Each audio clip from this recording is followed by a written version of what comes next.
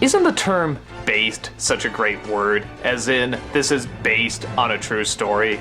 Cool Runnings definitely exploited that word when it was telling the story of Olympic Jamaicans who actually made it into a bobsledding competition. I get the feeling this film could have been a really dramatic, really fascinating story if it was done by like Touchstone or Paramount or something. But, because it's Disney, we gotta play out the goofy and funniness of these guys trying to make it in the Winter Olympics.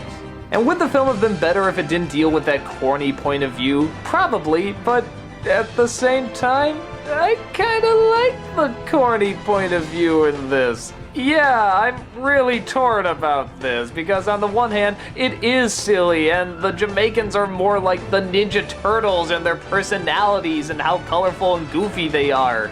But at the same time, I kinda like the Ninja Turtles, and let's look at the story.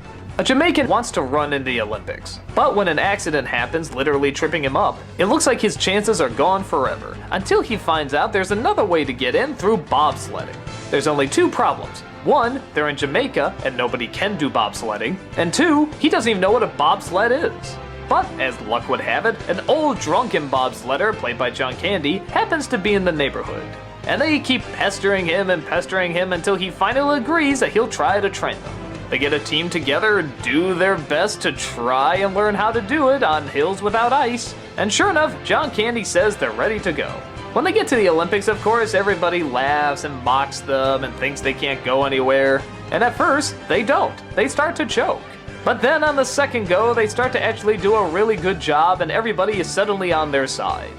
All building up to the final competition. As a kid, I love this movie. I love how goofy everybody does. I love how colorful they were. I love how they all had distinct personalities. I love how they had their own little backstories, like one wanted to live in Buckingham Palace, even though he wasn't aware it was Buckingham Palace. But as an adult, wait, one wanted to live in Buckingham Palace even though he didn't know it was Buckingham Palace? What? You got bullies in this movie that are played by the Germans, which, yeah, on the one hand is kind of funny in how silly it is, but on the other hand, really?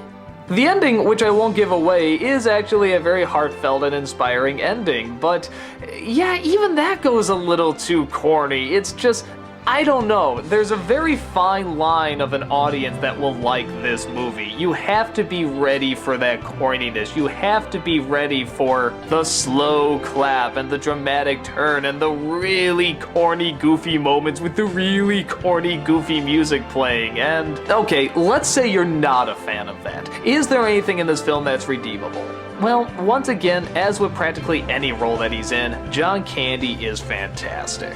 Every time you see this guy on screen, you always shout, man, did he leave too soon? Why didn't we appreciate him more when he was around? He just took every role that he did so seriously, whether it was a comedy or a drama or something in between like this. He captures the pain and weight of a guy who cheated in the Olympics originally, but then wanted to come back. He wanted to do it because he felt it was right, and he wanted to give other people a chance. He wanted to do it because that's what the Olympics are.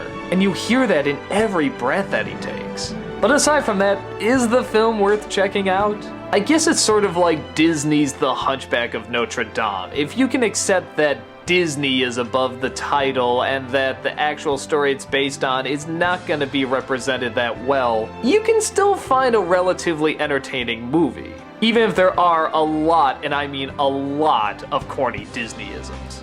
But to all the actors' credit, they do what they need to do pretty well. When they need to have the funny moments, they're pretty funny and over the top, and when they need to have the dramatic moments, they do that fine too. Are the side stories really forced and contrived? Yes. Did they probably not happen? Most likely. But you do get a lot of heart from these guys, and you can definitely feel it on screen. So, it's definitely a mixed bag. For me, the film is harmless, and allowed for some fun humor and even a few inspiring moments, even if they are really corny. It's kind of like those old 80s movies that you watch that you know are really hokey, but you can't help but enjoy because there's just so much passion behind it. I think it's sort of the same case here. I think that should give you a general idea if this is a film you're going to enjoy or not. And even though the silliness of it can be a little teeth-grinding at times, I can't find myself saying I didn't actually enjoy it. I did. I enjoy the cheesy lines, I enjoy the annoying one-liners, and I enjoy it because there's still a lot of heart behind it. Yeah, there's a lot of fault, but in my heartfelt nostalgic mind, there's no problem, man. See, it's so corny it's even having me say lines like that.